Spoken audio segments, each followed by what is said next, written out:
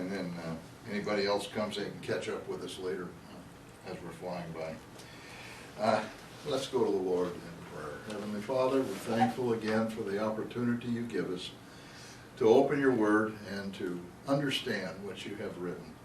Pray tonight you will bless your word as it goes out. Anoint my lips to say those things that you'd have me to say. Anoint our hearts to receive. And we thank you in Jesus' name. Amen. All right, we're going to start Genesis tonight. We're going to dive in with both feet. And this will probably be a lengthy study. Take up most of the year, I would assume. But we may cut it short too, because some of the Bible stories, rather than to go verse by verse, it'll just be this is, and you all know the story. So, and we'll just try to pick out those things that maybe we need to have a little more light shed on, some understanding. We'll try to pick those things up. And that's going to be the case tonight, sort of. I wanted to go pretty much in detail tonight on the creation, because creation is one of those things, it's where everything started, and yet it's one of those things that most people really don't spend a lot of time on, and really understanding what the scriptures are saying about creation. If God put it there, it's important for us to understand what he put there. Now there's other things he didn't, and that's not for us to worry too much about. So we want to get started, and before we actually get into the book, we need to look a little bit about what Genesis is, who wrote it, and so on. Genesis is basically, it's the first book of the Pentateuch. Now the Pentateuch are the first 5 books of the Bible. It's what the Jewish Torah is based on. It's what the Jews use. Those first 5 books is where they get almost all of their law and how to live and how to be good Jews. Comes out of those first 4 books. And then of course they add to that the prophets and the chronicles of the kings, the history of Israel is added to that, and the Psalms, and so on. So when we talk about Genesis, we're really talking about the very beginning of everything, and it's recognized by the Jews as special, the book of Genesis. Now, who wrote the book of Genesis? That's always been a question it's still being debated, because there wasn't anybody there when God created to write it. Who wrote it? Well, I think almost everyone agrees that the authorship is given to Moses. And it would stand to reason. He was 40 days on Mount Sinai. He received the law, he received all of that on Mount Sinai, but and people have made the statement, well, how could he have gotten the whole book of of Genesis, in 40 days on the mountain? They didn't have typewriters or computers, and you had to kind of chisel it all out. Well, you have to remember that he spent 40 years going into the tent of the congregation and talking with God. And what were they talking about? For 40 years.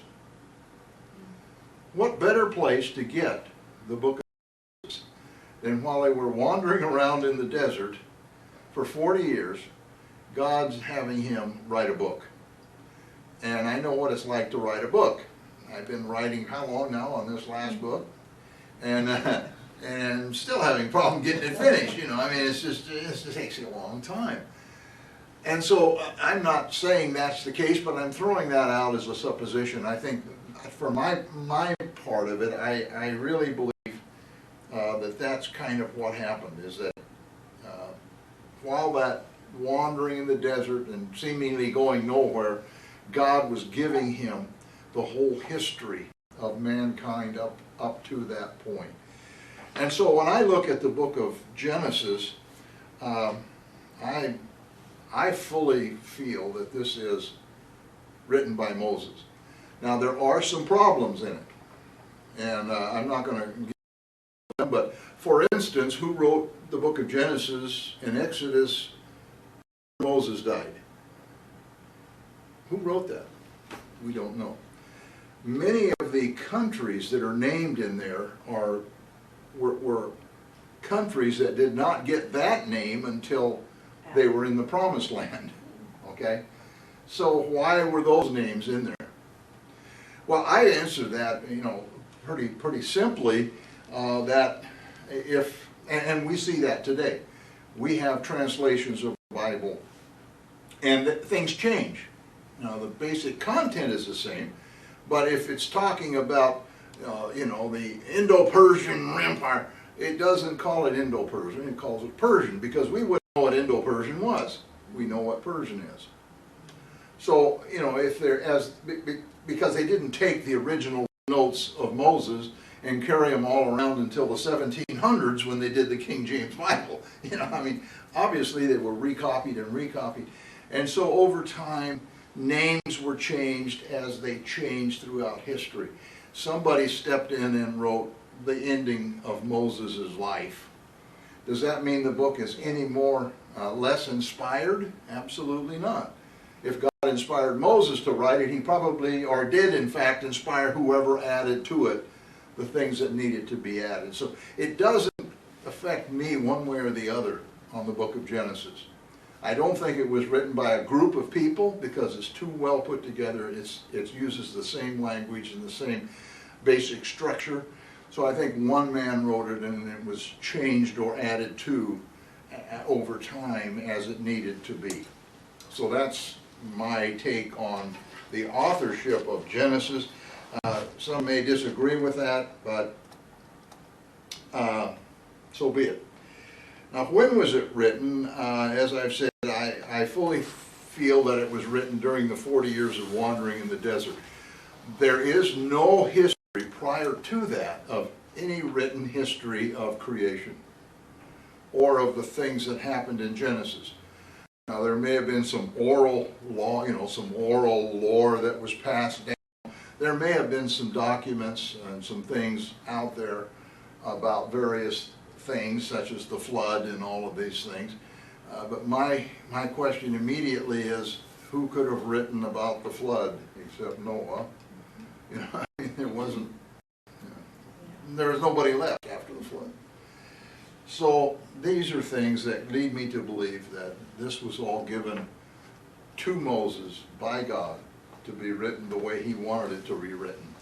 And so I take that and move on.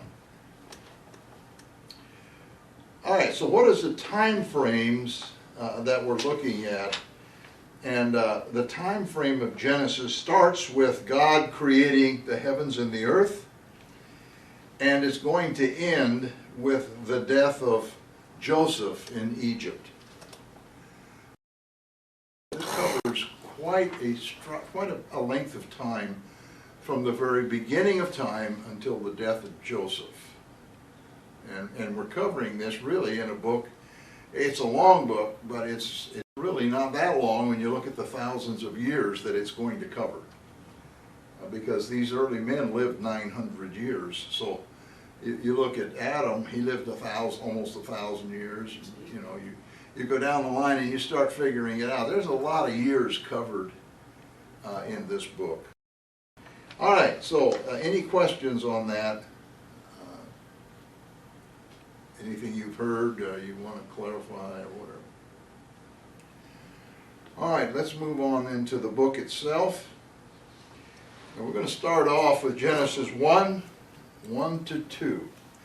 In the beginning, God created the heavens and the earth. The earth was without form and void, and darkness was on the face of the deep, and the Spirit of God was hovering over the face of the waters. Now, this 3 words, in the beginning, this is something that kept me awake at night for about 6 weeks, meditating on what that means. You may say, well, that's kind of dumb. I mean, in the beginning means the beginning, right? With me, it was the beginning of what? I've heard preachers say in the beginning of eternity. I've heard others say it's in the beginning of knowledge or something else. So I broke it down, and what I finally came up with after meditation, study, and some research The beginning means specifically the beginning of time. Beginning of time. So in the beginning of time, God created the heavens and the earth. Now, you hear all kinds of things. Well, God created the angels first, and then, He created earth, and then He created heavens. And then you hear other statements. Well, God, He started things off and it kind of self-generated.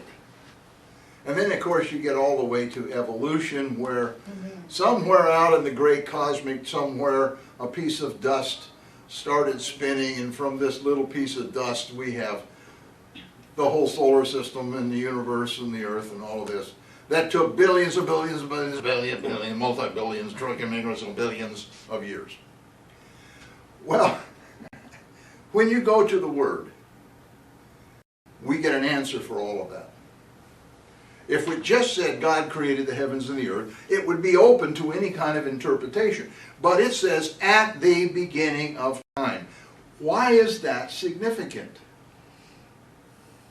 We think about time in terms of the clock, the days, the months, the years. That's time. No, that's not really time. What that is a measurement of time.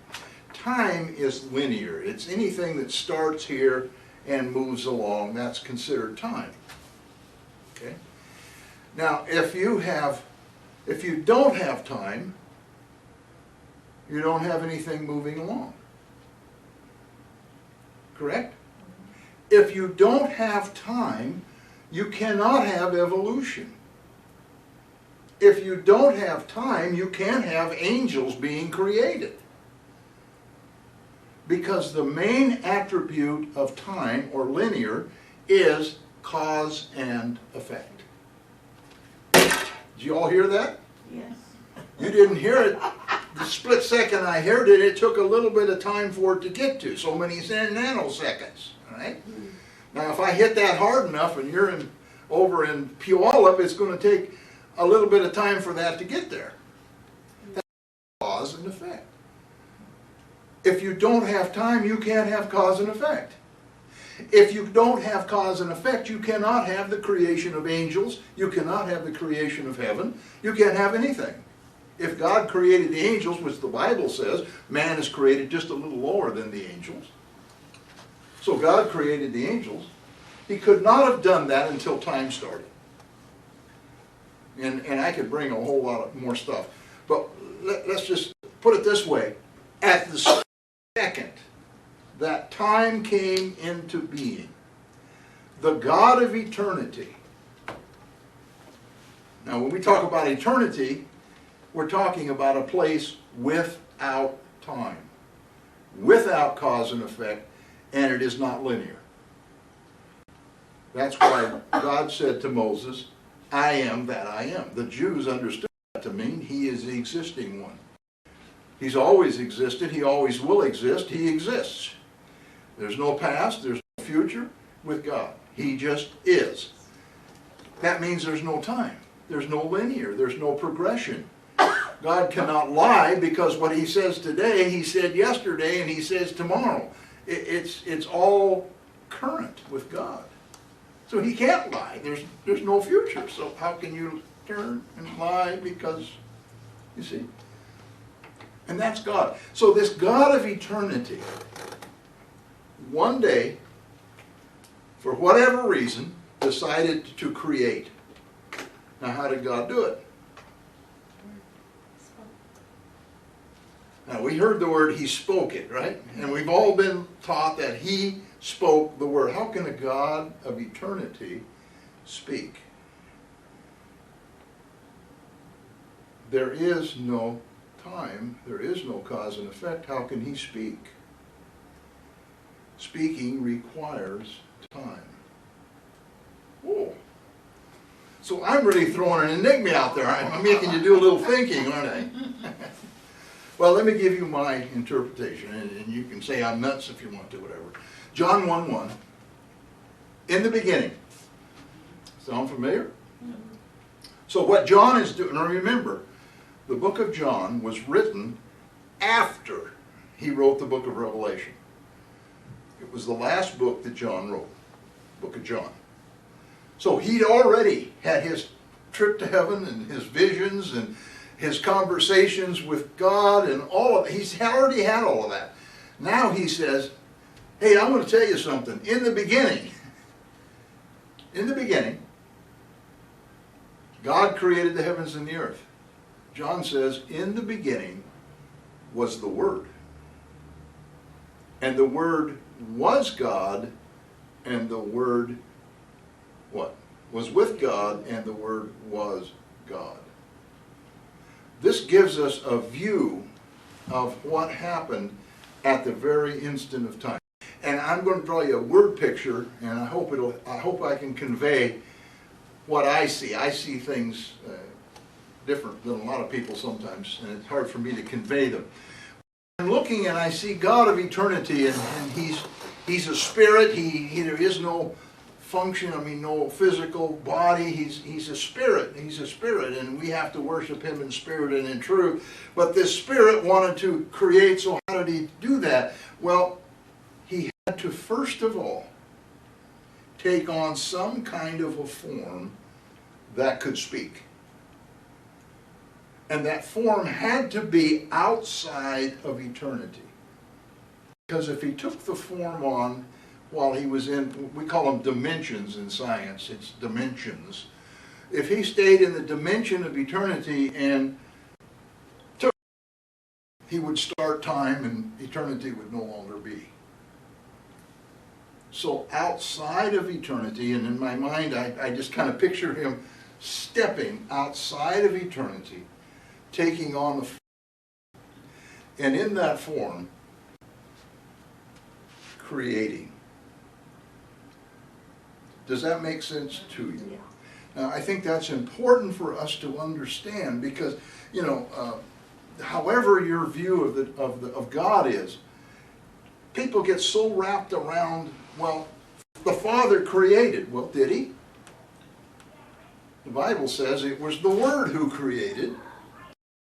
And then it goes on to say, and the Word became flesh and walked among us. So who created? And we sometimes make the mistake of saying, well, Jesus created. No, it was the Word. Jesus didn't happen until He was born. There was no Jesus in the Old Testament. There was the Word. And the Word took on the form of theophanies. It was the theophany, or the Word, that came to Abraham and talked with him. It was the Word that destroyed Sodom, sent the angels to destroy Sodom and Gomorrah. You see, when He talked to these Old Testament people, and we're going to talk about Adam and Eve here in a minute, He took on the form, the Word. It was not the Spirit, and I don't want you to get confused here. I'm just saying that it was not the Spirit of eternity.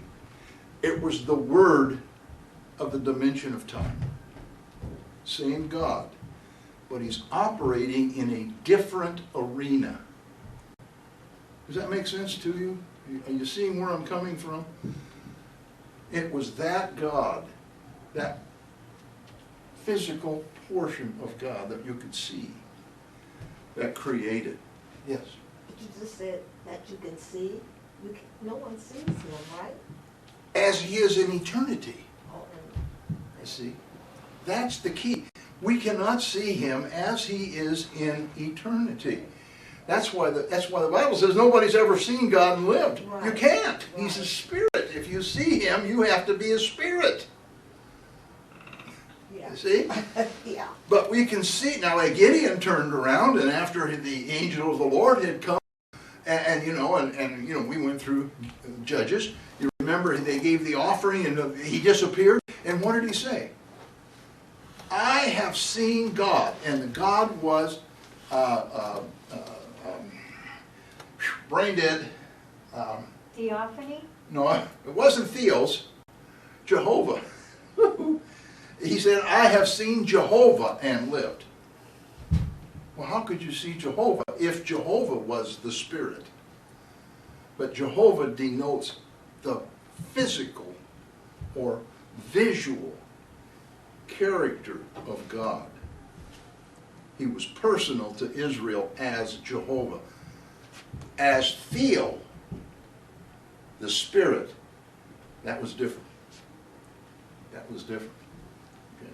So I want you to, I want to put that out there, because as we go through, especially tonight, you need to be able to draw that line and understand, because otherwise you get confused just like this. Yeah. How could God come down to the Garden of Eden and walk around? He's a spirit. How could he do that? He's already there. He's everywhere. But as the visual word, he could come down to the garden, he could take on any form he wanted, walk around. All right, so I hope that helps you there as we go through this. All right, so what happened? It says in here that in the beginning, God created the heavens and the earth. Notice verse 2. The earth was without form and void, and darkness was on the face of the deep, and the Spirit of God was hovering over the face of the water.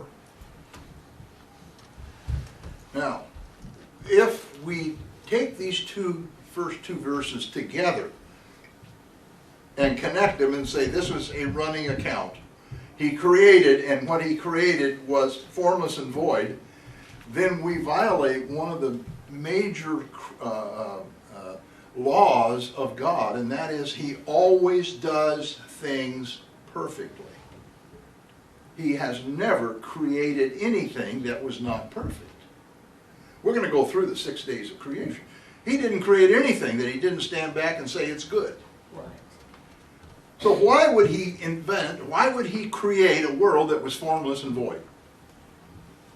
What would be the purpose?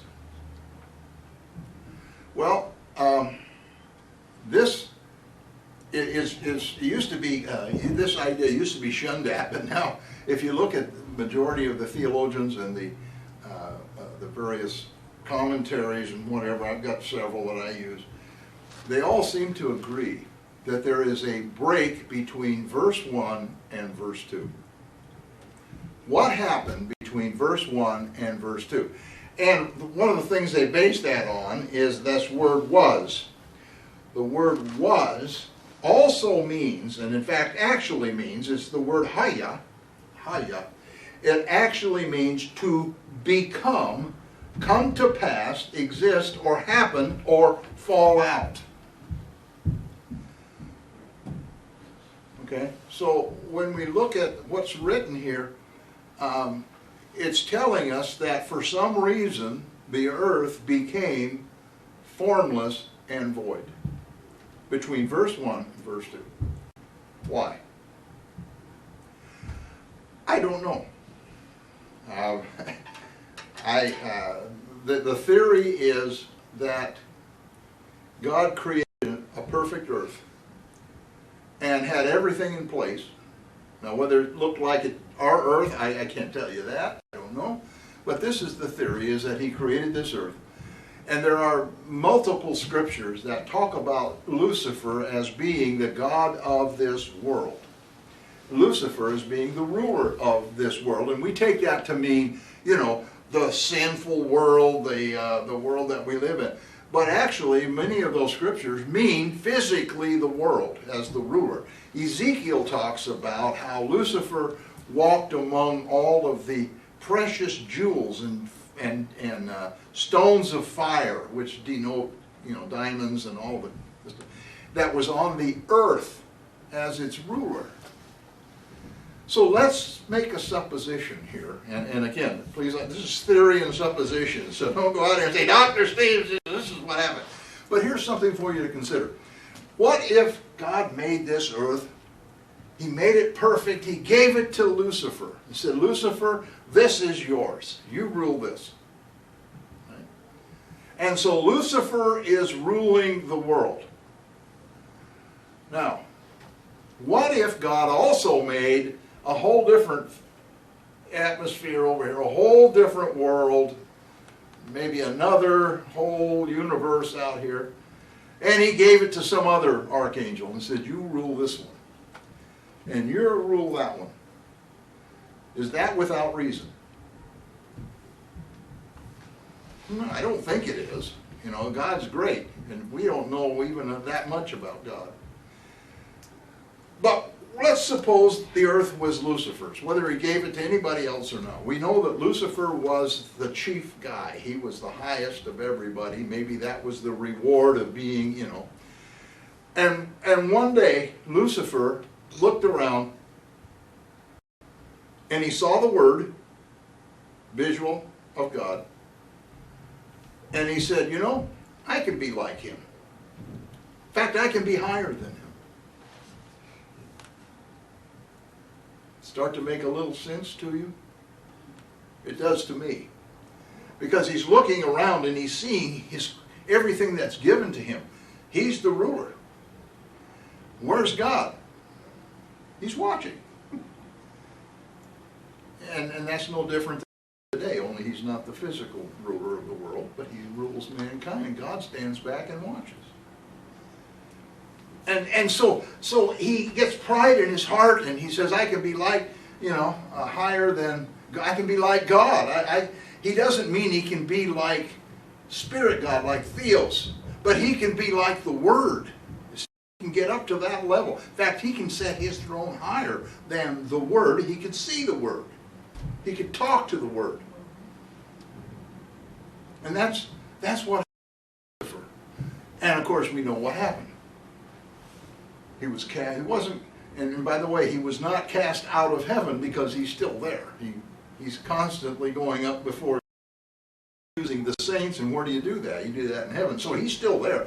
But it means he was cast out of his place of authority. The earth was taken away from him, and a third of the angels fell, and whatever creatures were on the earth was wiped out. Now we look at that and okay, so where were these creatures?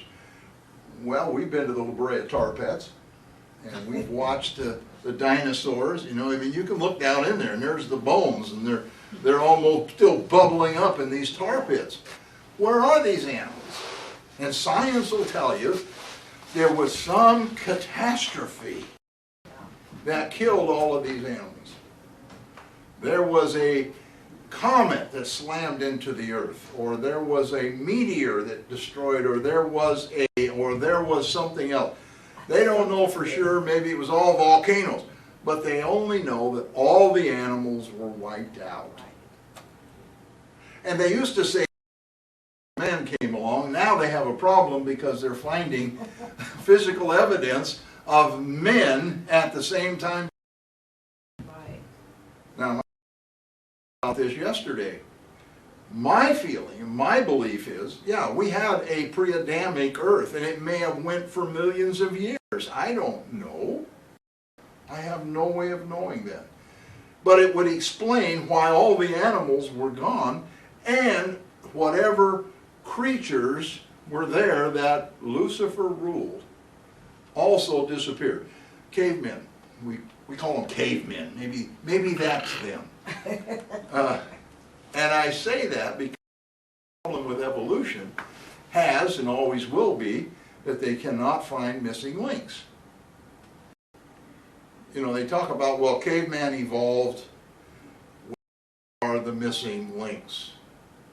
If it took millions of years, there should be millions of years worth of skeletons that, you know, show the progression. I mean, you should be able to go out there and start digging up and say, oh look, here's one from the first million, oh this is from the second million, and see how they progress. The same with the evolution of animals. You should be able to go out by some river somewhere and see some bone about that long, you know, and all of a sudden you see animals. That doesn't happen. But if all of them were destroyed, boom, gone. God destroyed them. And God said at the flood, and we'll look at that when we get to it, he said, I will never again destroy the earth like that. So how did he destroy it? Well, when we look at it, it looks like He flooded it. Because it said it was formless and void, and the Spirit of God hovered, or brooded, if you will, over the waters. It didn't say over the dry land. It says over the waters. So, and God's statement after the flood was, I will never again destroy the world with water. This was probably the second time he had destroyed the world with water. First time, wiped out the dinosaurs, wiped out, now whether that was volcanic action that, you know, causes, and we'll talk about what was the earth look like in just a minute. So we're looking at this idea of a break between the first and second verses, and it explains, I mean, we can go so far in calling scientists screwballs. You know, we can say it's all a conspiracy. We can, if you're a conspiracy addict, everything's a spirit conspiracy, anything, anyway. But, no, I think the Bible, if anything, supports science, and science supports the Bible. It's the problem is that we don't understand the Bible sometimes. We get our self-conceived ideas, and we stick with those, and so everything else is wrong. For instance, how many people think that Noah took two animals of every kind into the ark? Most people will say, how many animals? He took 2 of each, male and female. No, he didn't. He took 7 clean and 5 unclean. Right. Right? Yeah. And yet, until people are shown that, they're determined, oh, he only took 2 of each. And that's just one of the little things. And you start getting into doctrines, and you start getting into things, and people build ideas on what they thought, what they've been taught, or what somebody else mentions, and that sounds okay, I think I'll go with that. But we really need to look at the Word and see how the Word supports science. Or if science comes up to something that's really screwy, such as evolution, which by law never has been a law. Any scientist of note will tell you it is not a law, it is a theory. It's never progressed beyond theory because they cannot disprove their hypotheses, which is what you have to do. That's another story. But anyway, let's move on. Academics, go away. All right, so the earth was, we don't know exactly what it looked like, but there was something happened between the first and second verses. Also, the Spirit of God moved or hovered or brooded over the face of the water. And the idea here in the Hebrew is that this tends to give the picture or the example of a hen brooding over her eggs. In other words, a hen will lay her eggs, and there's nothing to those eggs. They're just eggs. They've been fertilized, but there's nothing there yet. But she will brood over, she will sit on that nest, and she will turn those eggs, and she'll brood over them until the time is right for the eggs to hatch, and now she has her chicks. And that's the picture that the Hebrew paints here of God hovering or brooding, working on the waters, waiting for that time when creation will burst forth. Now that's not saying God took all that time to create. It just says the Spirit was waiting. Now I don't know what he was waiting for. I don't. He could have done it in an instant. He could have wiped out the earth today and created a whole new one tomorrow. I don't know.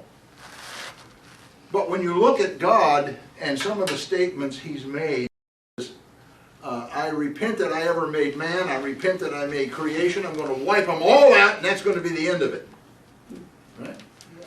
So maybe God said, I'm wiping them out, and wiped them out, and then said, I'm not building anything else for a while. I got to get over this. I don't know if God's a God of emotions. I can't say. But hey, I'm just fed up with it. I don't want to pull through this again. I don't know. I like to think that God is more like us than we think he is sometimes, and maybe he has those feelings. He kind of indicates that he does with the way he's treated Israel at times. I'm not divorce you. I'm turning my back on you. I'm not going to worry about it. Go out there and you do what you want to do. I'm done. So anyway, he was brooding over the waters.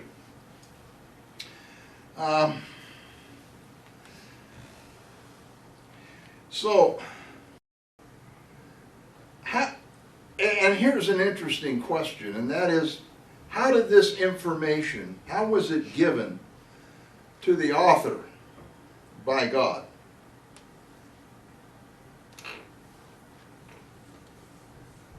How did he know it was the Spirit of God brooding over the waters? You ever see a spirit? Have you ever seen the wind? Anybody ever see the wind? Yeah, that's one thing Solomon asked. Anybody ever see the wind? No, you never see the wind. But what do you see? The results of the wind, right? And so probably what the author saw was the waters being troubled, the waters being stirred up as the Spirit of God was brooding over those waters. I don't know about you, but I think this is one of those times when I wish I could plug into them. Whoever got the vision, I would love to just plug in and see that scene. Vast, complete disruption and darkness and water, and then to see that brooding, that water being, God saying in effect, I destroyed it all, but I'm still here. I'm still here. And if we could, we need to take that, I think, as something in our lives. Sometimes when our lives, we feel like our lives have been destroyed. But God is there, and God is brooding. And He's disturbing the surface. And He's waiting for the time to bring forth again creation. This is a lesson there.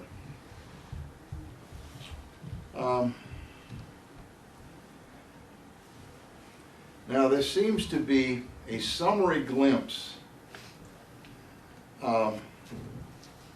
this brooding of the water, is a summary glimpse of what's going to happen in the recreation of the earth. It's like a hen. And those eggs that are got yucky yellow white stuff in them, that's runny, that's really good when it's cooked, not so good when it's raw. Still not going to try one of them duck eggs. Isn't going to happen. But one of my favorite foods, eggs. My wife will tell you, I go through eggs. I love eggs, all different kinds of ways. But it's not until that egg cracks open on its own and out comes a chick. It's yellow, and it's got legs, and it's got a little beak, and it looks around and so cute and walks around. And how did that get out of that yucky stuff that's in the egg 6 weeks earlier? Or 5 weeks? I don't know. How long does it take an egg? I don't know. 3 weeks earlier, whatever it is. I'm not a farmer, so. But we got a little preview of what's going to happen because God's brooding. All right, let's move on here. All right. So, we find out He's created something, He's destroyed something, and now we have this formless and void world. Then God said, let there be light. And there was light. And God saw the light, that it was good. And God divided the light from the darkness. God called the light day, and the darkness He called night. So the evening and the morning were the first day. All right, here we have actually the first recording of God's voice. Didn't say He used a voice when He created originally. It just says He created. Here we see the voice of God saying, let there be light. So what was this light? There's no indication that this was this is, I think, important. There is no indication that this was the creation of light, but it was more appropriate to the idea that light was allowed to penetrate the darkness of the chaotic earth.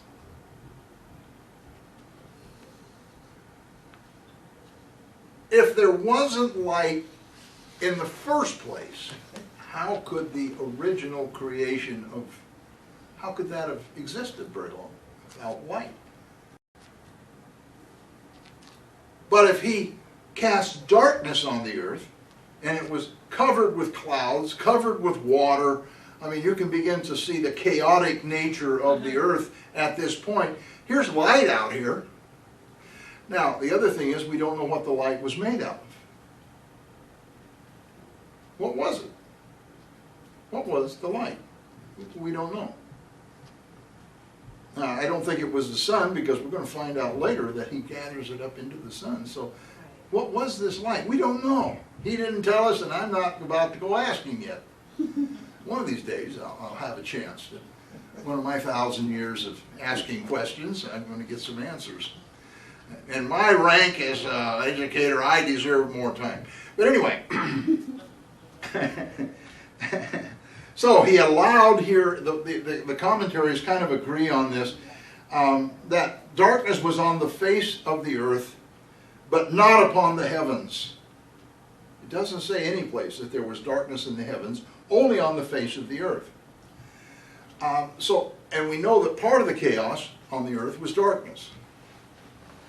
So God said, let there be light. In other words, the clouds started parting, and light again began to penetrate onto the earth. All right, now,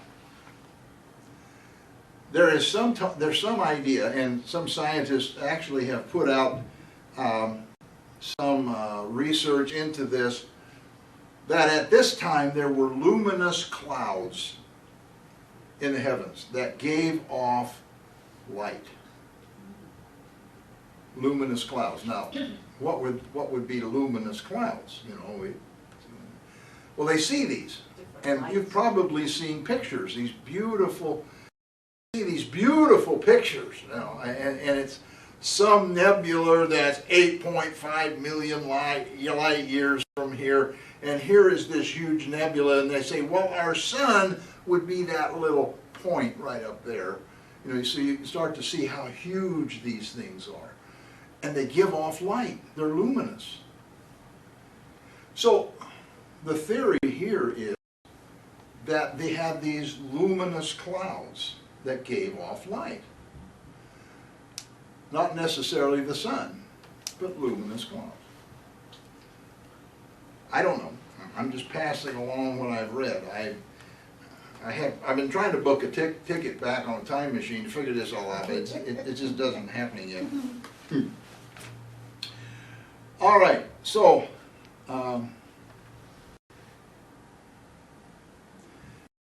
the feeling is that these luminous clouds would be used in the fourth day of creation to form the sun. Okay. Now, I know this sounds weird, but just hang with me. I think you'll begin to kind of see how some of these things maybe better explain the days of creation. Because otherwise we have God creating the sun twice. On the first day and on the fourth day. How could he create the same thing twice? So, this kind of answers some of that.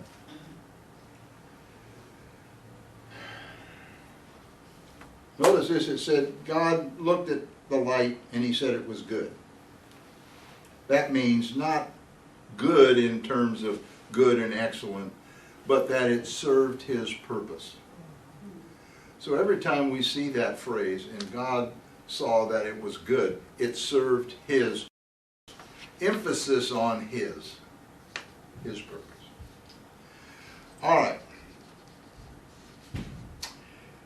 Then he divided the day and the night was formed by the light being on one side of the earth. people have said, well, he divided the sun and the moon by putting the earth on rotation, and so now we have days, you know, day and night. Well, that's quite possible, except we tend, again, to look at it and say, okay, day and night, this has to be a rotation of the earth day and night. Actually, the word day in the Hebrew that's used here is named, the name day in Hebrew signifies warmth or heat, while the name signifies a rolling up, as night wraps up all things in a shady mantle. And this has all kinds of possibilities when we look at the Hebrew definition of these. But let me give you my impressions, and again, most all this is my impression, so you know, I said before, believe me, don't believe me, it's completely irrelevant. It's not going to gain anybody 1 ounce of salvation, or is it going to, you know, and one of those really important things. But I think it is important to get some kind of what creation was all about, because it's when we get the concept of creation we can be how God communicates, how God works with people, and what God expects of people. Okay? And so when we look at this idea of light and darkness, I think of it as the moon. The moon has absolutely no rotation. It just sits there. Which means one side of the moon is constantly lit, and one side is constantly dark. It doesn't change. It doesn't, you know, slowly rotate, so at some point the back side of the moon is now light. That's why it was so intriguing when our Apollo crews could circle it and actually take pictures of the back side of the moon, and they said, we have pictures of the dark side of the moon. Well, if we look at the earth in this same perspective, here's the earth sitting here. It doesn't necessarily have to be rotating or moving anywhere, just sitting here. Here's light, here's darkness.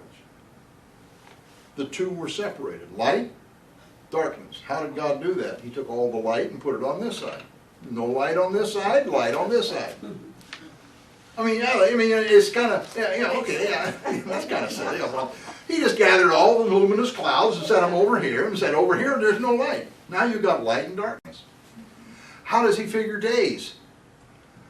Now this has always been intriguing, because the Bible does say a day is as 1,000 years with the Lord. So was this 1,000 years that this went on? I don't particularly prescribe to that. I don't think we need to. But it was probably not a day as we think of a day in a revolution of the earth.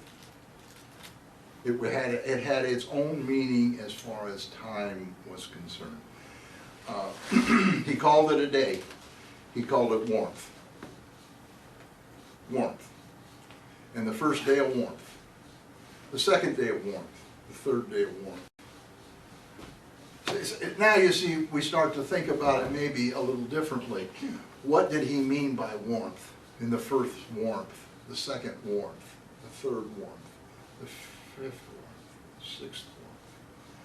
Not so much. I think we need to kind of not focus on rotational of the earth, but think about what he was doing. The brooding. What causes chicks to hatch? Warmth. So he was preparing. What was he preparing for? The Bible tells us that we were known to him before the worlds were created. See, he created all of this for us. For us.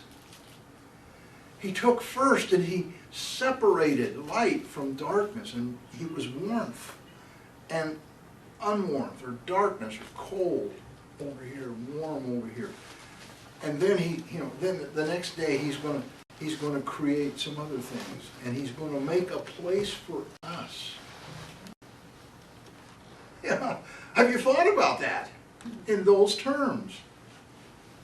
We're chicks, just waiting to be hatched, and he's slowly brooding over us as we develop, or as this, not we, but as everything develops around us, so that when we break forth, we have a place that's prepared, that's perfect for us. And earth is absolutely perfect, even in its worst conditions sometimes.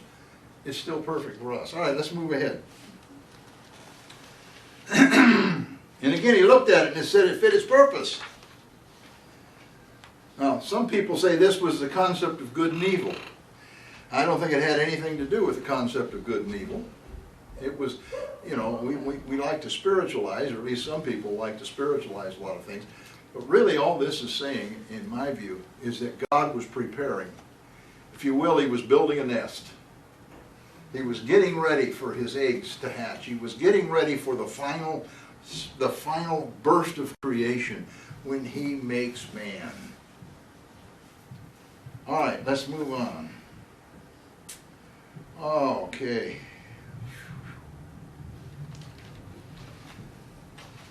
Verse 6. Then God said, "Let there be a firmament in the midst of the waters, and let it divide the waters from the waters."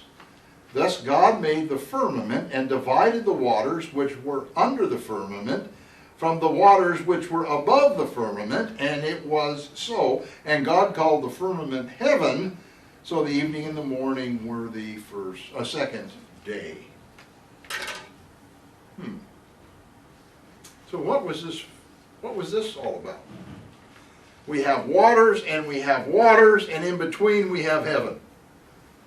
Now some people say, this is heaven, you know, this is where the angels all live. That's what he's talking about. No, he's talking about the firmament.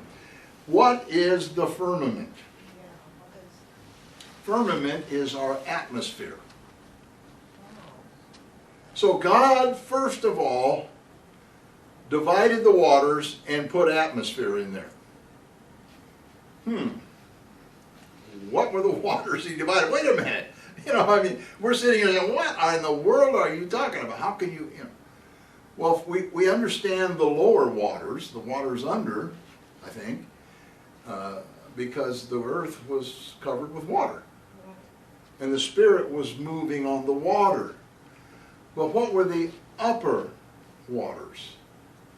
Well, this is something, you know, that's been theorized by theologians and, you know, different ones.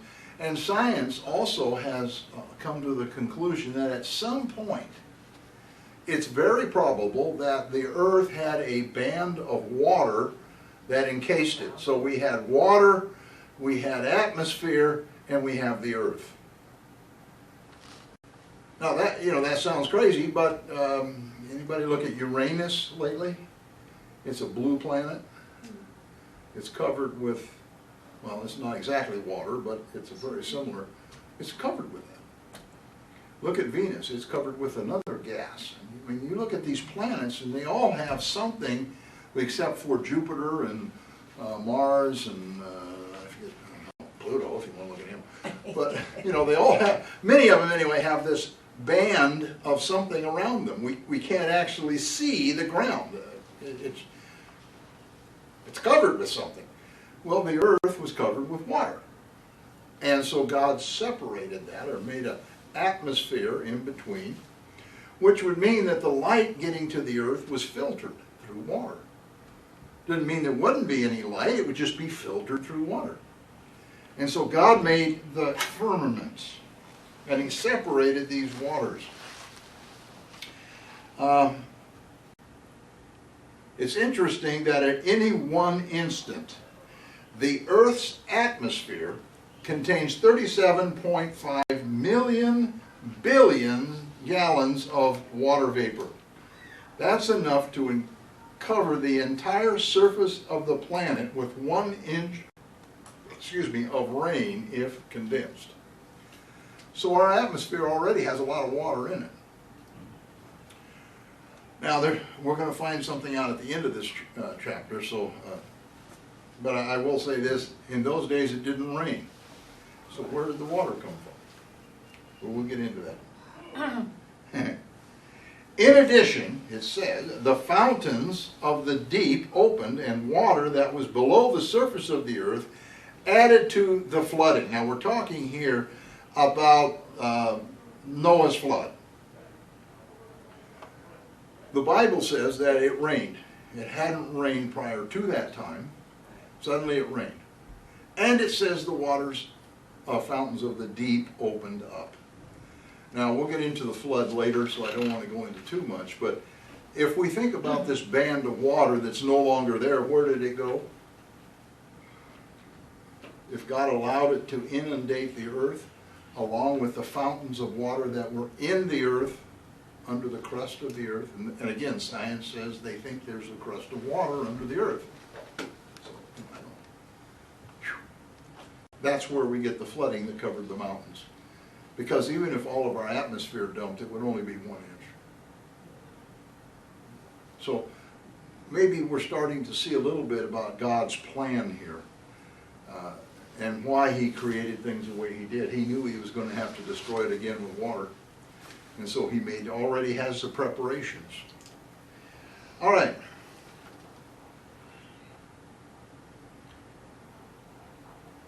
Verse 9. Then God said, let the waters under the heavens be gathered together into one place, and let the dry land appear, and it was so. And God called the dry land earth, and the gathering together of the waters he called seas, and God saw that it was good. All right, at the start of the third day, there is no earth. Well, there's an earth, but I mean there is no dry ground. It's all water. We haven't heard a thing about dry ground. All water. So what does God do? He gathers all of this water in one place. And he called it seas. Now we say, well, how many seas? I mean, there's the Pacific Ocean, there's the Atlantic Ocean, and there's the North Sea, and there's the, But it's all connected. It's all connected somewhere with water. Now science tells us, again, that the continents all came together at some point, So, to me, it's not without some basis of science that God simply took all the land and squished it all together here, and when he did it, it hollowed out the depths of the sea, pushing them together raised the land, and now you have seas. Some of the deepest seas on the earth are so deep down that I don't know that we may have now gone down to most of them, but some of them are miles deep, much deeper than our highest mountains. And so God pushed them out, and now we have our seas. So now we have seas and we have dry land. Now I'm not going to go into any great argument with anybody on it, but I would say, how did God do that? And it may have been as a result of volcanic eruptions. It could have been, or he just may have took his hand down and said, I'm going to fix this. That's that. I'm not going to get into some big discussion with somebody on it. It merely means that in whatever God's dispensation of day was, morning and night, and it wouldn't be the rotation of the earth because we don't have day and night yet, by the way. That doesn't happen until later. So what was his day and night? It was warmth and cold. And so he formed this out, and the waters ran in, and now we have this idea of seas and dry land. And I might add here, there are a lot of legends, there's a lot of stuff out there, and it's surprising how so much of that is actually based on some kind of fact. Everybody's has been looking for the lost city of Atlantis. You hear the lost city of Atlantis, or all these other things. And every once in a while, you'll see where some deep diver has found columns where there shouldn't be, or there's other things out there. Could these be the remnant of the first Earth? And these things get carried over. You say, how does that happen? Well, I can't answer that one exactly. Maybe somebody finds some inscription someplace and, or knows what it means, and I don't know. But there are a lot of these legends that are actually based on some fact one of them is Noah's flood. I mean, every major group of people has a legend about a flood. Their legend may not be anywhere close to what happened, but it's about a catastrophe, a big flood. They all start at the same place, so there's an origin, a place that all this comes. So there's a possibility that all of these things kind of add together and come up with some ideas of what the first earth looked like. Volcanic eruptions, we do know, played a big part in raising the land. That's been proven scientifically, so when that happened, don't know. Still going on in Hawaii, for instance. You see that volcano and it's adding all the time. It's just adding more. The land's starting to go out into the water because the lava is going out, solidifying. So the land is growing there. Other places it's shrinking.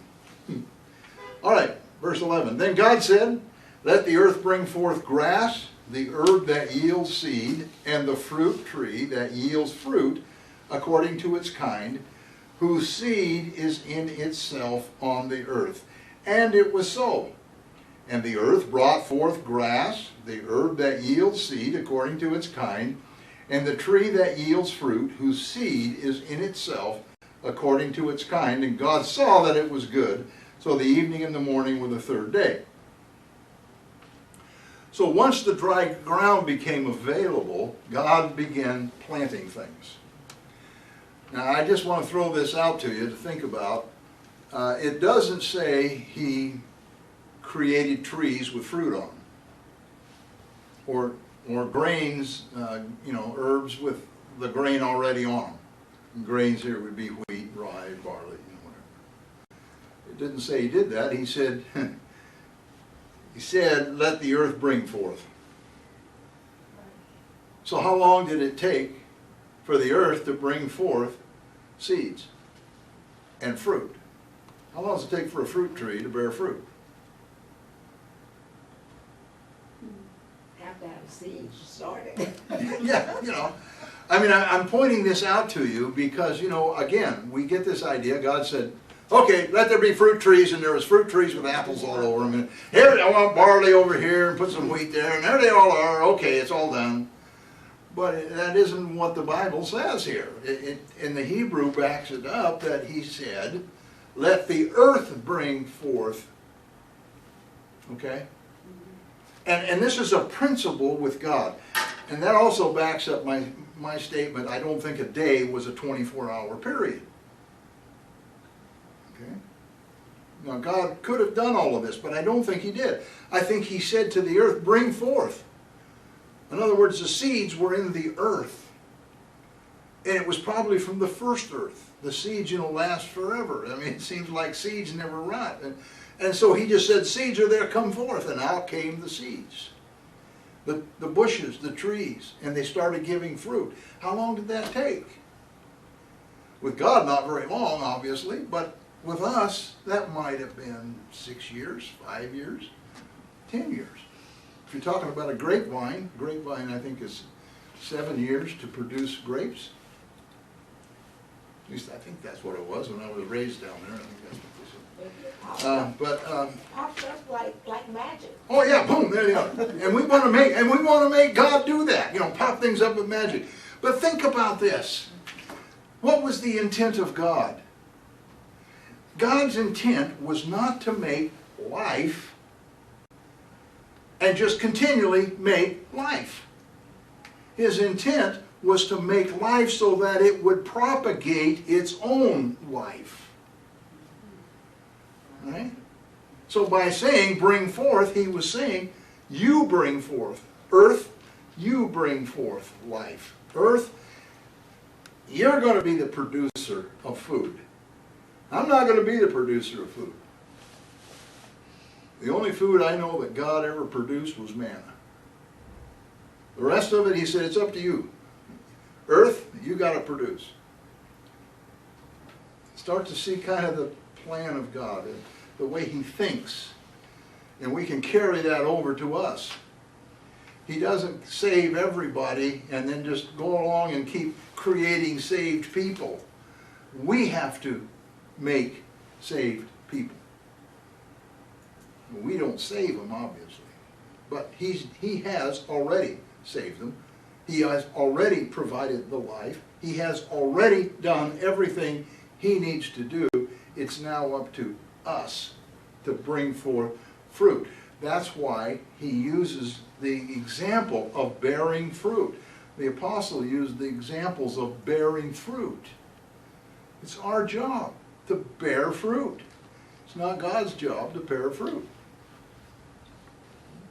All right? It's not his job to plant seeds, not his job to water them. It's ours. All right. So we see here the three major, oops, what did I do here? Clean my screen later. That's what it means. Okay, these are the three great dimensions of the vegetable kingdom.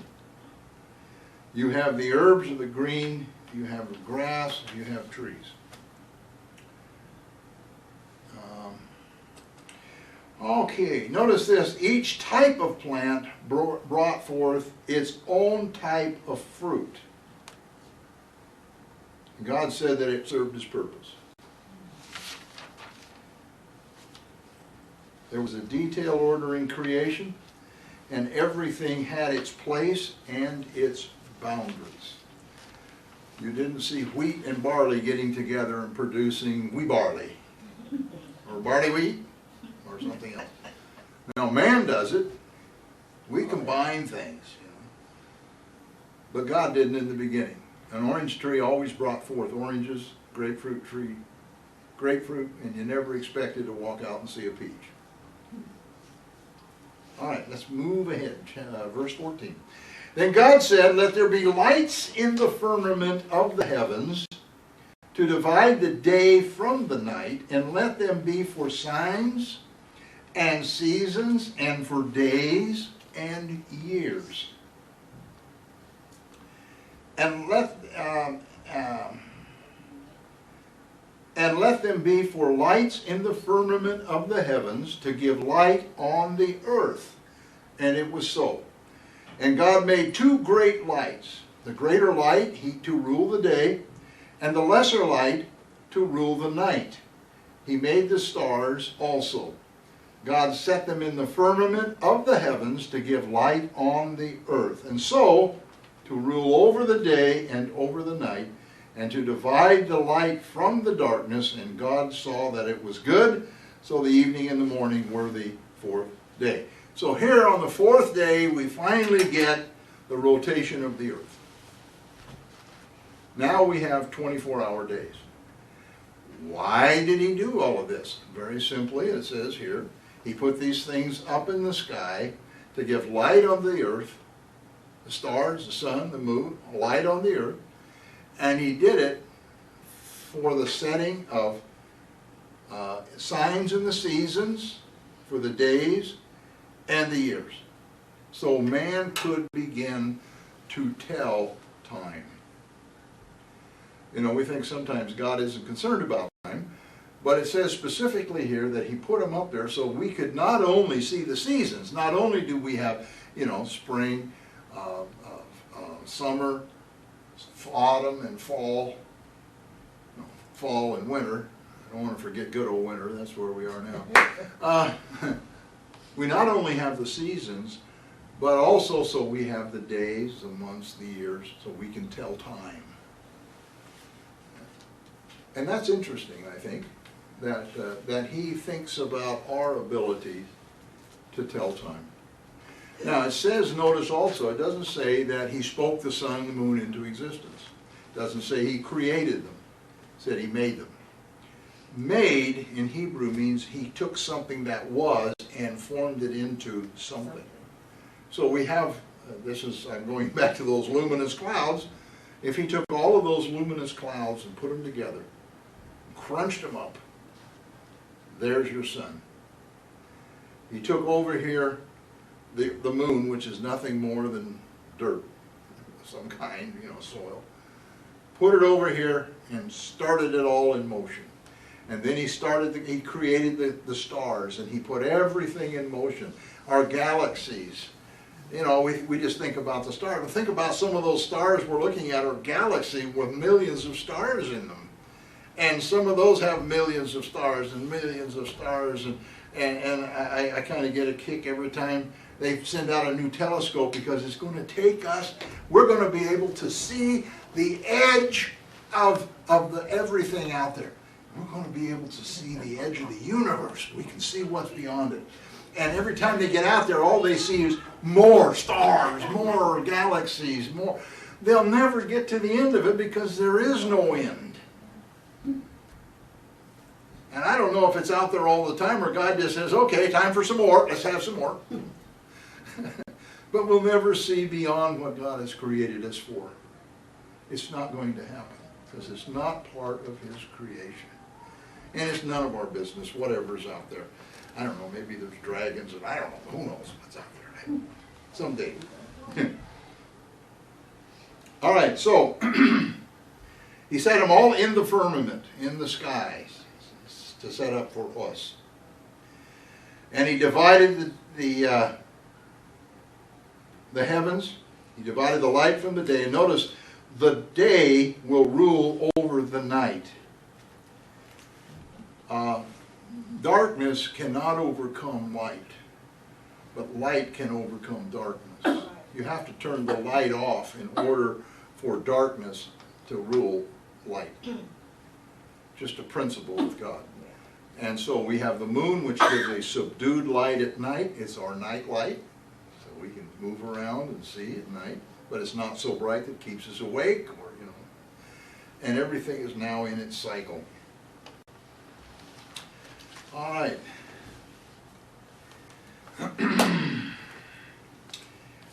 Anything else here? All right.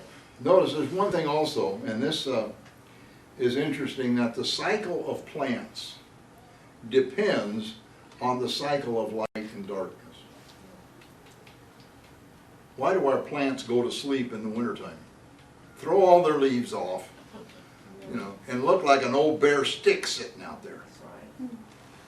Because the light disappears, and it doesn't get enough light for photosynthesis, and it clogs up, and the leaves fall off, and then you got a dead plant, and you want to go out and dig it up. But if you wait till spring, when the light starts again, guess what? You look, and there's little buds, and pretty soon there's flowers, and leaves, and you got a beautiful plant. And if you know how to prune right, you can prune that, and it'll come out bigger than it was the year before. That's the cycle of light and dark. All right, verse 20. Then God said, let the waters abound with an abundance of living creatures, and let birds fly above the earth across the face of the firmament of the heavens. So God created great sea creatures, and every living thing that moves, with which the waters abounded, according to their kind, and every winged bird according to its kind. And God saw that it was good. And God blessed them, saying, be fruitful and multiply, and fill the waters in the sea, and let birds multiply on the earth. So the evening and the morning were the fifth day. All right. First creatures that God creates are the fish. And the fish are at the bottom of our food chain, usually. Sea creatures, we usually think of them as kind of being at the bottom of the food chain. You go down under the sea, and you've got clams, and you've got oysters, and you've got crabs, and you've got lobsters, and you have all kinds of fish. And you look at all of that, and it just seems to be everywhere. But God created them specifically to be everywhere. After He created, He gave them a command. You ever think of that? I mean, He commanded those fish. And God blessed them, saying, be fruitful and multiply. That's a command. So the fish, being fish, they can't say to God, I don't feel like it today. I don't think I want to do that. Because they are created specifically to fill the seas. They don't have a matter of choice. It's going to happen. And they show up in some of the craziest places sometimes. You know, last year, I think I mentioned, my fish ponds, all of a sudden I had native fish of some kind in my fish ponds that are concrete and have goldfish and koi, and all of a sudden I have these strange fish in there. Tiny ones, so they were eggs that hatched in my pond for some reason. I lost them all when the algae hit last year and wiped them all out, but I had about 30 fish in there. And they were getting pretty good size, whatever they were. I don't know, I never was able to identify them. But they abound, and they seem to just abound. No matter what happens, they usually manage to overcome whatever adversaries they have. And they just abound more and more. And notice this, it says the firmament or atmosphere was given the ability to support winged animals in flight. Have you ever thought about the air? You don't see the air. You don't even know air is there. I mean, I can move I don't really feel anything here. Now, down south, when it really gets saturated, you know, and you get up about 90% humidity, you move your hand, you can feel something. But think about this. That bird can be sitting right here next to me. He puts his wings out and starts flapping, and the next thing you know, he's sailing. He's flying. Why? Because the air can support his weight when he moves it and compresses it under his wings. God made it that way for the express purpose of the birds. That's what it says. He made the firmament to support the birds so they could fill the firmament with their wings. And it notices what it says about the earth. It says, and let the birds multiply on the earth. So the first inhabitants of the earth were birds. We think we're so good, you know. No, it wasn't us. And by the way, we did not evolve from birds. Right. There was no little creature that crawled out of the water and eventually mutated into something that turned into a bird and then later into a man, or branched off and half became a bird and half became an animal of some other kind. Didn't happen. Birds were the first things created on the earth. And I'll stick with that one. All right.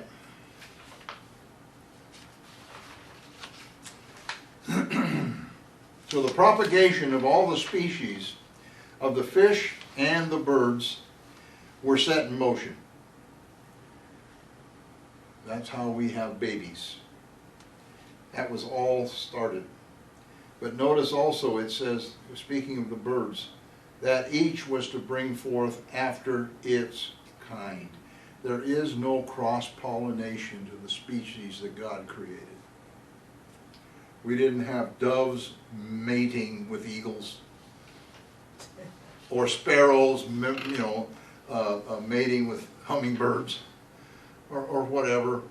We didn't have some hybrid birds that suddenly appeared. Evolution will tell you that, but no, that isn't what happened, because each one after its kind. That means you got boundaries. And if you'll notice, animals don't even attempt that. You ever see a cat and a dog try to get together? They don't. They reject it because they know it's in their species. Now, you may have different types of dogs or different types of cats or birds. You know, I mean, within a sparrow, you may have a white-headed sparrow and a black-headed sparrow or something. I don't know. But I have sparrows at my house, and I don't see any that are crossed anywhere. Some of them all have black heads, and some of them have something else, but I don't see half and half, or, you know, big white spot over its eye or anything like that. They all look the same. I have a hard time telling them the difference. I say, is that Jimmy or is that Bob? I can't tell that. No, I'm kidding. I feed them, but. All right, also notice this. God pronounced his first blessing. His first blessing was on the birds and on the fish. about that? We think we're special. God made his first blessing on them before we were ever around. All right, verse 24. Then God said, let the earth bring forth living creatures according to its kind, cattle, creeping things, and beasts of the earth, each according to its kind, and it was so. And God made the beast of the earth according to its kind, cattle according to its kind, and everything that creeps on the earth according to its kind, and God saw that it was good. All right, on the sixth day, God started out the sixth day by commanding the earth to bring forth living creatures. Now, unlike the plants, God commanded the earth and the plants to bring forth plants, right? And so we have that same bring forth animals. But notice what it goes on to say is that God made the beasts of the field. What that means is he took from the earth and created the animals. And you know, you've heard preachers say how special man was because God took from the earth and created man. I got news for you. He created all the animals on the earth from the earth. Yeah. The same way. He made them. He formed them. There's a difference, of course, between man and animals. It's not that God formed man differently than he formed the animals. It's that he breathed the breath of life into them. He didn't breathe the breath of life into the animals. They lived. The fish lived and breathed. The animals, the birds, lived and breathed, but nowhere does it say God ever breathed anything into them. And we were talking about this coming from the dust of the earth, and I haven't been able to do a large study on this one yet. I've got it on my to-do list. But you know, science tells us that oil that we use a lot of is dead animals, right? We've heard that. It's always been, you know, it's the dinosaurs that died, and because they're carbon, you know, they... How many million or billion animals would it take to make all the oil that we've already consumed? And they're still finding huge oil deposits. And it's based on the fact that oil is carbon, basically carbon-based. We're carbon-based. So it must be dead creatures that makes the oil. I go the other way. What if it's the oil, the tar, the carbon base that God used to make the animals? I've heard some theories in science, and they have a lot of data to kind of back it up, is that actually oil is kind of the blood of the earth. It's what moves through the earth and carries, has its certain functions. And when you drain an area, even though you pump seawater into it, we see all kinds of things happening. All kinds of bad things happen, right? Earthquakes, and things don't work right in the earth. And we have all kinds of crazy things going on. I'm not saying it's fact. I'm just pointing that out as some way to think differently about things sometimes, the way God has created things. Okay, now these animals were created solely to be on the earth. God did not create some sea animals to move onto the earth, nor did he create earth animals to move onto the sea. They don't evolve back and forth. They were put in their place. Now there's three types of animals mentioned here. There's large animals that would serve the purpose of man. And that would be such as cattle that feed on plant matter. You know, these are animals we think about, and they don't have to be all plant eaters. We've got dogs and cats, and we've got all kinds of things that serve man. The second were the small animals that serve a limited or no purpose to man. And these would be your insects, your rodents, squirrels, you know, things like that we see, raccoons. Sometimes you wonder why in the world God ever made some of these. But, you know, they're all out there for some reason. And then the third one is the beasts. And these, in the Hebrew, means wild animals. These were the carnivorous animals that prey on other animals. And you maybe heard people say, well, prior to the Garden of Eden, all the animals, nobody, they were all plant eaters. Well, there's no evidence of that. It's just that they would all lay down together. They all got along together. But what happens if a sheep is sick and dying? Who takes care of that sheep or that other animal out there? Carnivorous animals. They clean them up. They're there for a purpose. It doesn't mean that they went hunting perfectly good animals. I don't know. But it seems to indicate from the Hebrew that we had those three at the very creation of time, or at the beginning of time. So that's kind of interesting theory there. All right. We started late, so I'm still on time. All right, verse 26. Then God said, let us make man in our image, according to our likeness. Let them have dominion over the fish of the sea, and over the birds of the air, and over the cattle, and over all the earth, and over every creeping thing that creeps on the earth. So God created man in his own image. In the image of God he created him, male and female he created them. Then God blessed them, and God said to them, be fruitful and multiply, fill the earth and subdue it, have dominion over the fish of the sea, over the birds of the air, and over every living thing that moves on the earth.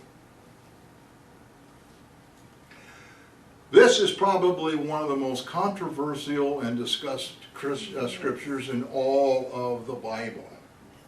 That's what I asked.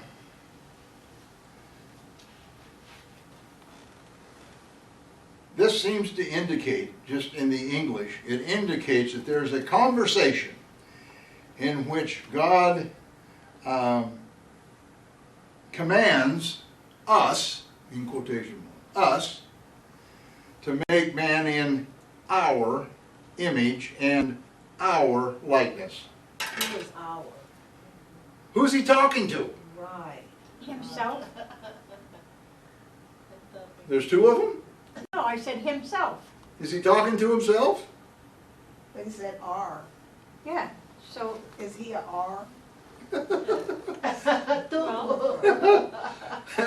This is an interesting scripture. Right. And then it becomes even more interesting when he says, let us create man in our image. And then it goes on to say, and he created man and female. Right. What does God look like? Right. He didn't have What's one. his image? Right. What's his likeness? The whole problem with this scripture, I think, is that we're trying to look at it through the eyes of man and not through the eyes of God. Now, admittedly, we can talk about this stuff, and I have it down, some of the stuff here. Some say he was talking to angels. But how can angels make anything? They do not have creative abilities. So they could not have made man. Maybe they had an image with God. But you see, we get into trouble with that one because this indicates that they have creative power. Let us make man. Right. But angels can't do that. At least we've never seen any indication that they can. And they're created beings themselves, so how can they create anything? Secondly, some assume this is a conversation between the personalities in the Godhead. But how does man fit that idea? Now, I can look at it and I can say from a positional standpoint, God is a father, God is a son, and God is a husband. Therefore, man can be God. He can be father, he can be son, and he can be husband. The only problem is he made man and woman, and all of a sudden we got a problem. They can't be father, and that doesn't work. There's an idea that God was using the plural form of some modern rulers too, but that was not used in the Old Testament times. How many times have you heard rulers or important people speak in the third person? We have a great thing. We have done well ruling this country, that speaking in the third person. And Yeah. there's some people that do that. You hear them all the time. Well, we think this. Well, they're talking about themselves. But God has never spoke in a plural of himself. In fact, the opposite. He always speaks in the singular of himself. I am God. I did this. I will do that. Okay. So what is going on here? All right, the word that's used here for God is Elohim. And it's used throughout chapter 1. Elohim. And we've talked about this word before. But when you use the word Elohim in the Hebrew, we call it English, you know, if you're taking an English class, but if you're taking a Hebrew class, and you're using the word Elohim, Elohim is a plural word. And so every time it's used, it must be accompanied by plural verbs, unless there is something that makes it singular. Now that sounds strange, except that if I say I have sheep, how many sheep do I have? I can have one sheep, or I can have many sheep, because there's no such thing as sheeps. Right? So how do you know how many sheep I have? There has to be a verb or some other adjective in there, something that says, that indicates how many sheep I have. If I have one, or do I have more than one? So what we see here, let us make man, Elohim, and God said, let us make man in our image, because Elohim in this case is plural. It doesn't mean there's a plurality that's speaking. It means that the word is plural. All right? So let's read on to what it says. Let us make man in our image, according to our likeness. Let them have dominion over the fish of the sea, birds of the air, cattle of the earth. And now notice in 27. And God created man in his own image. That's singular.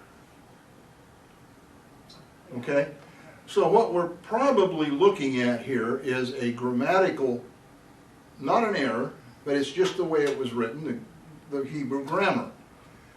That answers it, and by the way, that's not my take. If you, there is one of the 5 top linguists in the United States is at Liberty University. He's also considered one of the best theologians there, and this is his statement. He says you cannot use this to prove that there is more, or that God was speaking in a plurality. It merely means that the Hebrew grammar was used here, which demands that a plural be used to support the singular, because there's nothing else to change it. But in the next verse, we see that it's singular, therefore this whole phrase, when taken together, means that Elohim, singular, created. Also, there's something else to just keep in mind, and if you remember our discussions back in some of the other books, the word Elohim is not a name of God. That might surprise you. It is not a name of God. Elohim merely means a spiritual being, or do I have it down here? Or means gods, small g, O-D-S, gods or deities. You can go to Exodus 12:12, and it says, "For I will pass through the land of Egypt on that night, will strike the firstborn of the land of Egypt, both man and beast, and against the gods, Elohim of Egypt, I will execute judgment. I am the Lord." It also can mean supernatural beings, 1 Samuel 28:13. "And the king said to her, 'Do not be afraid. What do you see?' And the woman said to Saul, 'I saw a spirit,' Elohim, 'ascending out of the earth.'" And it can also mean the mighty. Psalms 82:1. "God stands in the congregation of the mighty. He judges among the gods," Elohim. Psalms 82:6-7. "I said, 'You are gods,' Elohim, 'and all of you are children of the Most High, but you shall die like men and fall like one of the princes. Okay? And we can go on and on. In the beginning of Job, it says, and God had a session in heaven. You know how it opens up, and God was there, and Lucifer walks in. Elohim walked in. So it is not a name that is specific to God. It merely means deities. Now, how is that important? Well, it may not be important at all, or it could help to explain some of what we're talking about here. My belief is in this one, is that God said, let us. In the beginning was the Word was with God. What was the Word? Physical, visible portion, or not portion, but a theophany that God took on when He wanted to communicate. And He said, now, let us. Let's take the Word. What's the Word look like?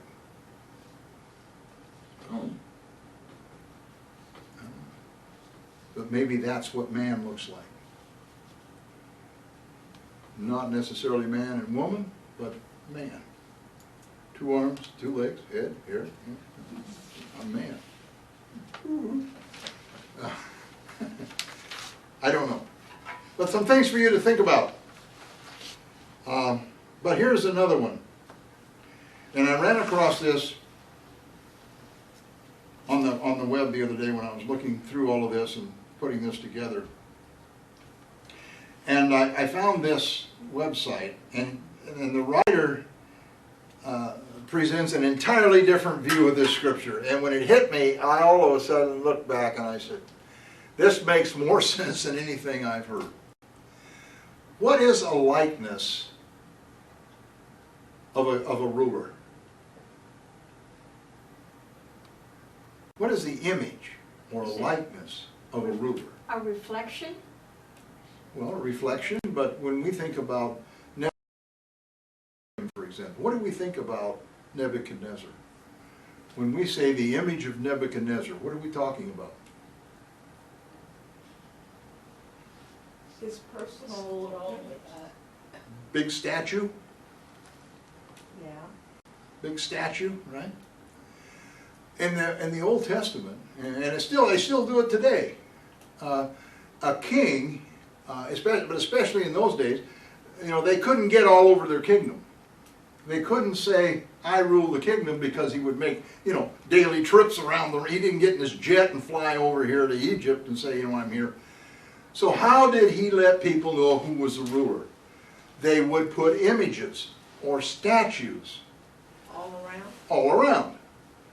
These images, these statues that said, "I am the ruler." Now, he wasn't there, but the statue stood there as a testament of the ruler.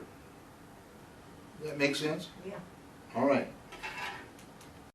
According to John 4:24, God is a spirit, so how can he have an image or likeness?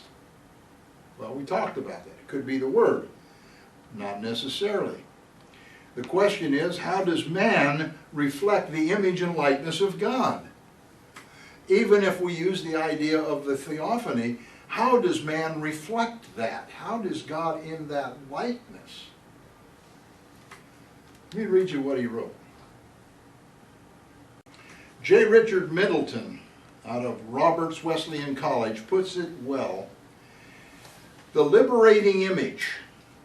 He offers that the image of God describes the royal office or calling of human beings as God's representatives and agents in the world.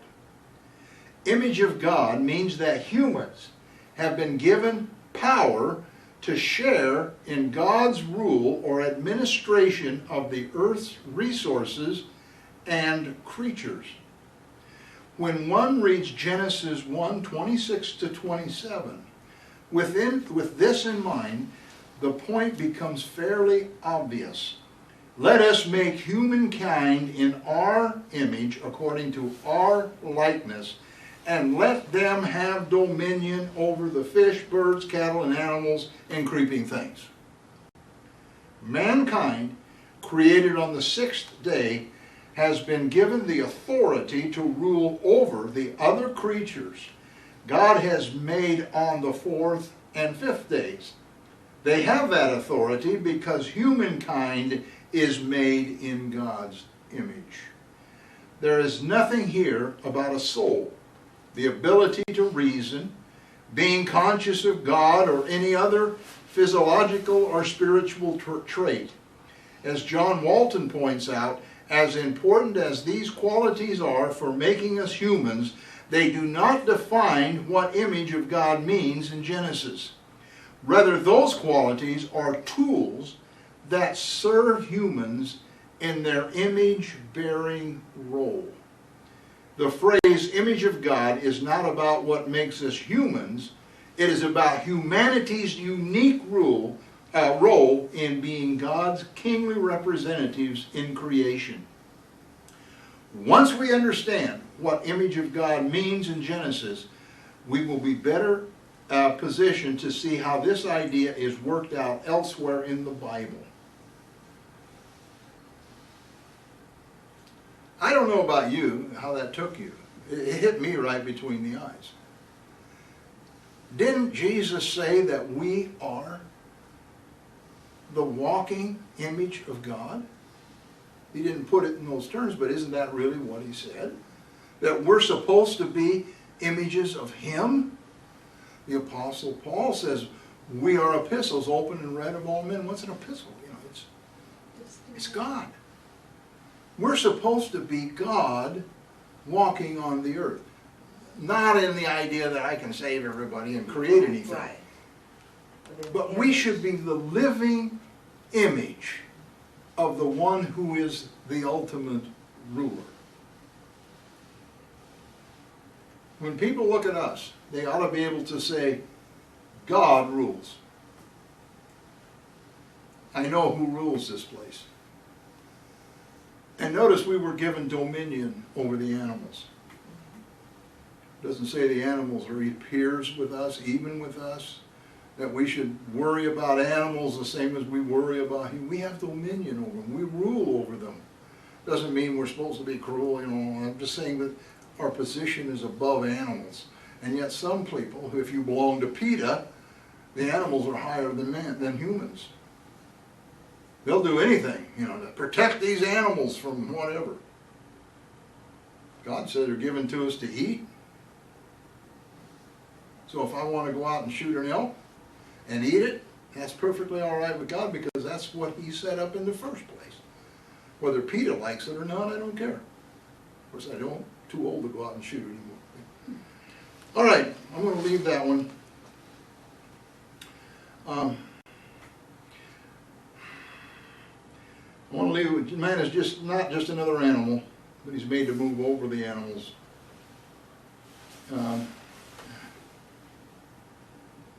Genesis, again, verse 29, and God said, see, I have given you every herb that yields seed, which is on the face of all the earth, and every tree whose fruit yields seed you shall be for food. Also every beast of the field, to every bird of the air, and to everything that creeps on the earth, in which there is life, I have given every green herb for food, and that was so.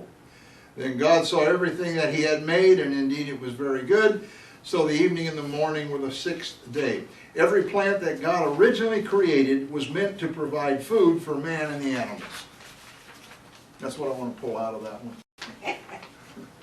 So he did not create dandelions, Johnson grass, thistles. That was the weeds that came on. They can't eat that stuff. Well, I guess you could eat dandelions. I know they make a pretty good tea, I guess. I don't know. But, you know, he only created those things that were good for food. But it was after the fall that the other things came in. All right.